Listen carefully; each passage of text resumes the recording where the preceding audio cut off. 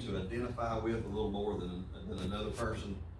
Y'all have somebody like that? Raise your hand if you got somebody like that. There's somebody in the Bible, some person that you kind of identify with and say, yeah, I kind of understand them a little bit. I kind of feel like them. Raise your hand. Anybody got anybody? Jim, who is that? Elijah. He says, I kind of G and haw Elijah. Anybody else raise your hand? Somebody else got somebody you kind of identify with.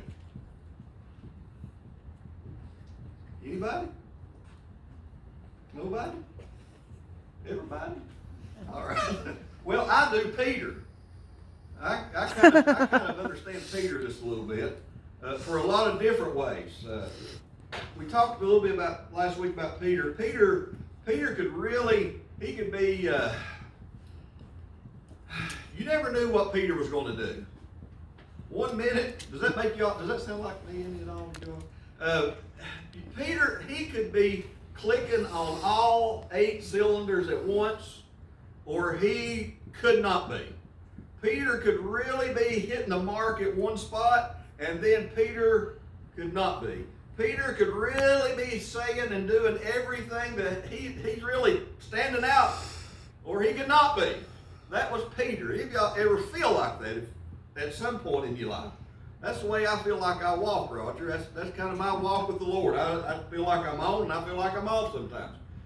And I got to thinking, because we talked a little bit about Peter last week, and I thought, if you could talk to a fellow like that, if you would not want to know what they had to say, what they thought about the Lord, what would they say? So I turned over to 2 Peter, and of course there's 2 whole books here, 1 Peter and 2 Peter, and he said a lot, but these are a couple of verses that I pulled out that made me think about Peter. You think about Peter just a second. He was the fella that could be walking on water 1 minute, had enough faith to step out and walk on water 1 minute, and then the very next minute he starts looking around and he starts sinking, and Jesus has to help him up. Peter was the type fella that would be, in 1 minute, Jesus, I'm going to protect you. Jesus, I'm going to follow you. Jesus, I'm going to cut off the ear of somebody who even tries to mess with you, Jesus. And then the next minute, when he's confronted, do you know the Lord? He begins to cuss and say, blankety blank, I don't know the Lord. Everybody say, ugh. Go ahead and grow on. That's good preaching word. Go, ugh. Peter was the type of guy that could be preaching and God be moving on him, and he speak to somebody and say, gold and silver have I none, but rise up and walk. And then the next part of his life, he could be in a room full of people, and there were Gentiles and there were Jews, and he was kind of hanging out with the Jews and being buddy with them, but he was kind of shunning the Gentiles because he didn't want to look bad. Is that right, Brother Damien? Is that the way that worked out? The same fella could be doing the same thing at the same time. Have you ever felt that way in your life? I do often.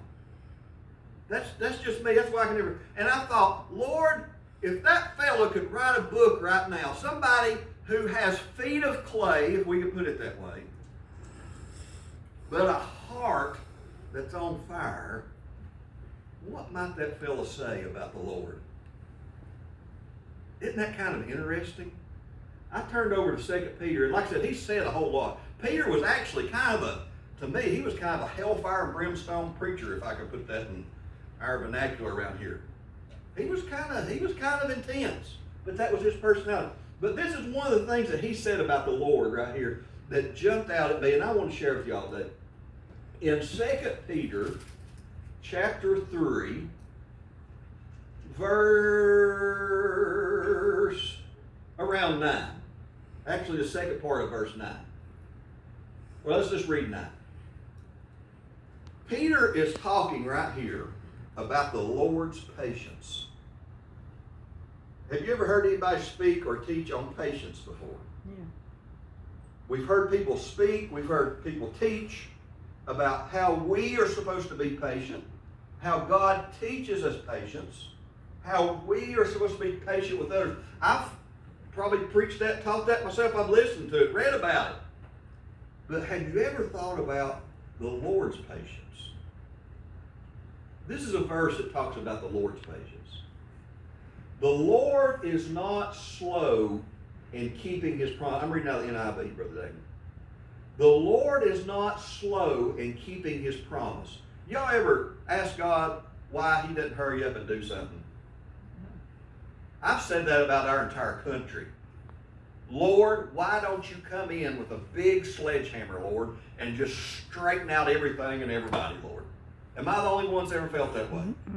Or maybe there's something going on in a weakness in your life. Like, Lord, why don't you just fix this weakness that I have in my life? Paul did that one time. He had a thorn in the flesh, and he said, God, why don't you just fix it? In fact, he said he prayed 3 times. The Lord is not slow in keeping his promise. Sometimes we feel like God is being too slow. Hurry, Lord. The Lord is not slow, however, in keeping his promise, as some understand slowness, or as we think about being slow. Listen to this. But he is patient. You want to know what God is like, or one of God's attributes, or one of God's characteristics, or who God is, one of his things? He is patient. He's not like us. He doesn't get in a hurry. But he's patient. Now listen to this. He is patient with you, not wanting anyone to perish, but everyone to come to repentance. We'll read it again. He is patient with you, not wanting